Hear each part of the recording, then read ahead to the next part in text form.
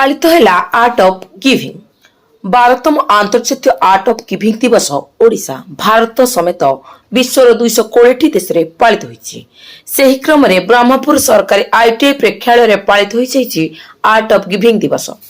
चलित वर्षर विषय वस्तु रही नेबर गुड अर्थात पड़ोशी सुसंपर्क स्थापना करने।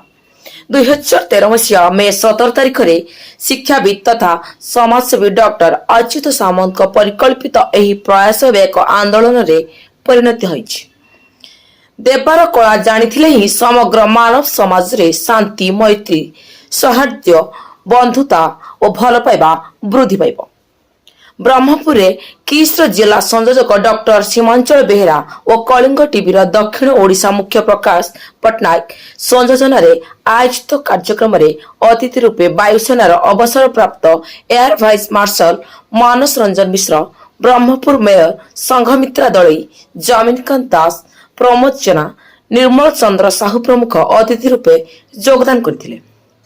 एही अवसर रे अतिथि माने एपरि कार्यक्रम भूयसी प्रशंसा करबा सह पाइबा ठारू देबारे बहु आनंद रही थाए बोली मत व्यक्त करथिले। एही अवसर रे किछि समाज सेवी को संबर्धित करा जायथिबा बेले वरिष्ठ सांबादिक तथा गायक सुदीप कुमार साहू को संयोजन रे कलाकार मानक द्वारा नाच गीतर सांस्कृतिक कार्यक्रम अनुष्ठित होइतिला। शेष रे अशोक साहू धन्यवाद अर्पण करथिले। परिशेष उपस्थित समस्त को उपहार प्रदान सह समस्ते मिसी भोजन करथिले। ब्यूरो रिपोर्ट स्वतंत्र न्यूज।